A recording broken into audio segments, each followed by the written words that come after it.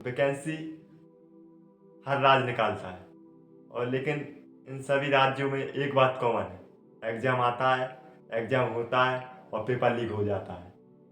Similar एक ही चीज़ है, state में वैकेंसी निकलती है, ऐसा नहीं कि वैकेंसी नहीं निकलती।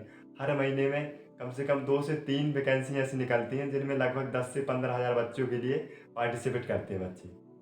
लेकिन इनका जब एग्ज़ाम आता है तो एग्ज़ाम पहले से ही व्हाट्सएप ग्रुप में आ जाता है, पेपर लीक हो जाता है। तो जो बच्चे रहते हैं, तैयारी कर रहे हैं, उनका क्या है? उनका तो सारा सिस्टम ही खराब हो गया है ना। वीडियो में ऐसी ही कुछ वैकेंसियों के बारे में बात करेंगे जो निकाली गई और इनके बाद में पेपर लीक हो गई। तो आइए शुरू करते हैं वीडियो। पेपर लीक का मतलब है एग्ज़ाम होने से पहले एग्ज़ाम के जो सवाल हैं वो पहले से बाहर आ जाए। बच्चे रात भर पढ़ाई करते रहें और जो पेपर है वो सुबह उनके व्हाट्सएप ग्रुप में आ जाए।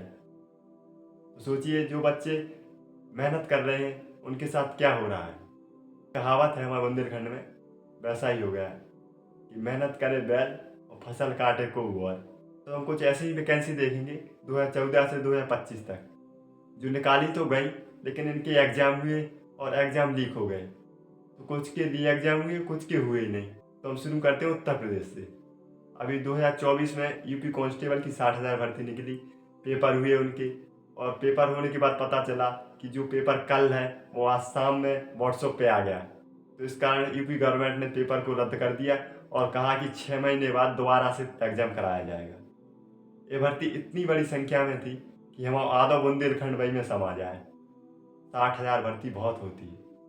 6 महीने बाद री एग्ज़ाम हुआ, बच्चे चयनित हुए, लेकिन सिलेक्शन हुआ, लेकिन टाइम कितना लगा? जो 6 महीने में होना चाहिए था वो 12 महीने लग गए, क्योंकि 6 महीने पहले तैयारी की और 6 महीने पेपर लीक हो गया, रद्द हो गया, फिर उसके 6 महीने बाद फिर से पेपर कराया गया।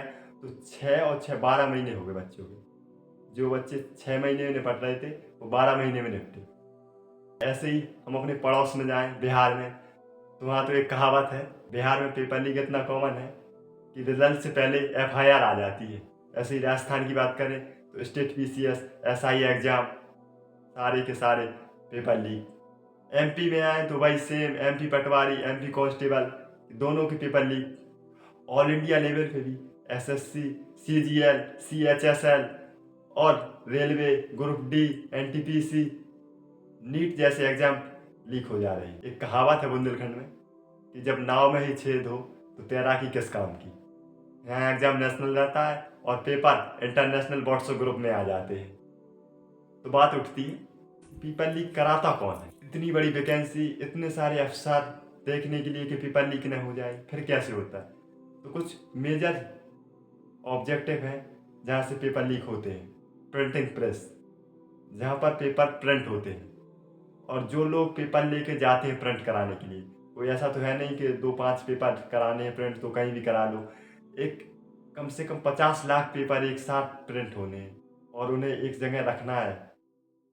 तो इसमें भी बहुत ज़्यादा लीक होने के चांसेस बढ़ जाते हैं। और कुछ सरकार के ही अंदरूनी लोग जो कुछ पैसों के लिए बच्चों के भविष्य के साथ खेल जाते हैं और कुछ सिस्टम की अंदर की कमियां जिस कारण से सिस्टम फेल हो जा रहा है। आता कौन है?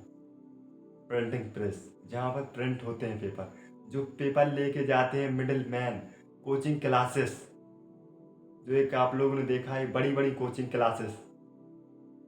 माँ बुंदेलखंड में कहावत है कि जहाँ पैसा मोटा होता है वहाँ ईमान पतला हो जाता है।